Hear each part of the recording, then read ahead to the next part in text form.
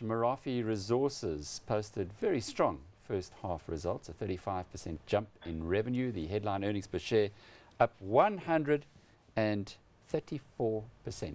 Now, we were talking earlier, if you were with us with David Shapiro, about the changes that have been wrought at this company, because it really benefits from Glencore, or in fact it's a play on Glencore being more efficient perhaps than Xstrata, with which Glencore did a merger.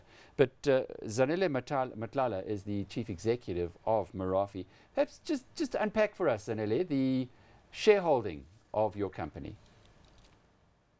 The current shareholding, we've got Royal Bafokeng as a major shareholder, 29%, and we have the Industrial Development Corporation as 22%, and the rest of it being free floating.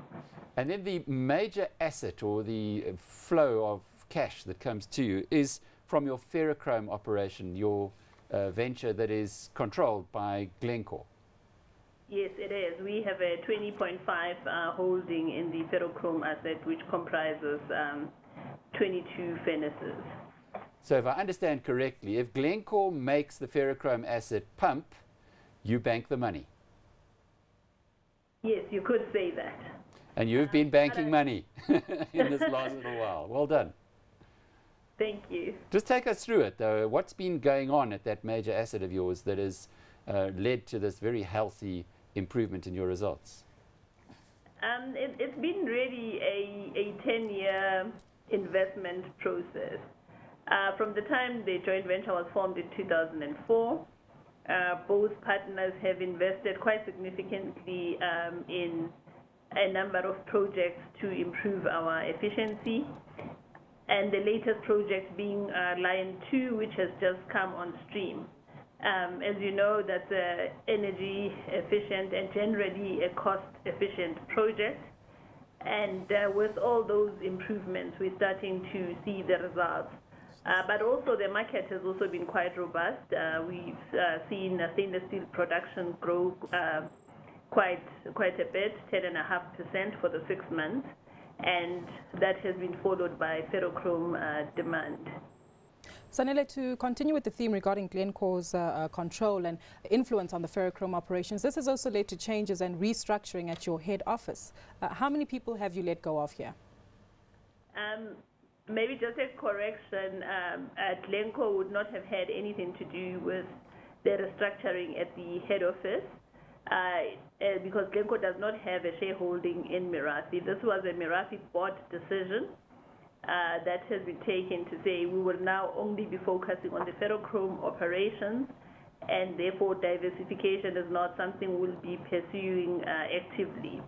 And for that reason, 5 people were let go. All right, but I'm sure there's some influence there from the Glencore approach towards life, which is keeping things very tight and very focused. However you want to unpack it, though, you guys are making shareholders very, very happy. A share price which was sliding all the way until about a year ago has been jumping over the past 12 months. Has it reached its potential yet? I don't believe so, because the ferrochrome industry, the outlook looks quite positive. And having invested in all the efficient technology, I think we are poised to take advantage of the growth in the stainless steel and therefore the ferrochrome market. So I wouldn't say it's reached its potential, but you know, with share prices, you can never call it exactly. Zanele, coming back to your local operations, I'm sure Eskom as well as power costs have been something that have impacted you quite extremely. Perhaps if you walk us through that, are there constraints and maybe concerns from your side as a producer regarding the cost of energy in South Africa? The rise in any cost is a concern for us. And as you know, electricity prices have been going up with the 5-year pricing plan that allows for 8% per annum. And we expect that there should be an additional increase of about 4 to 5% in April next year.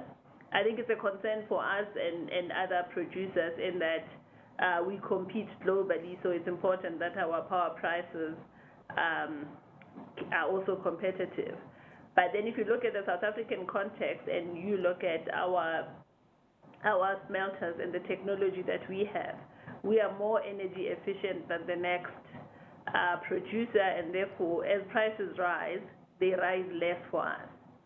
Tell us about Project Lion. That appears to be your great hope for the future. It is a 5 billion rand smelter that has just come into production. The first furnace of which came into production in April this year, and the second one in June. You are right, it is a world-class, cost-efficient technology, and what it does for us as a group, it helps to reduce prices on a unit basis. We'll be watching that very carefully, and I'm sure there are lots of happy shareholders with the results coming out today. Zanele Matlala is the Chief Executive of Merafe Resources.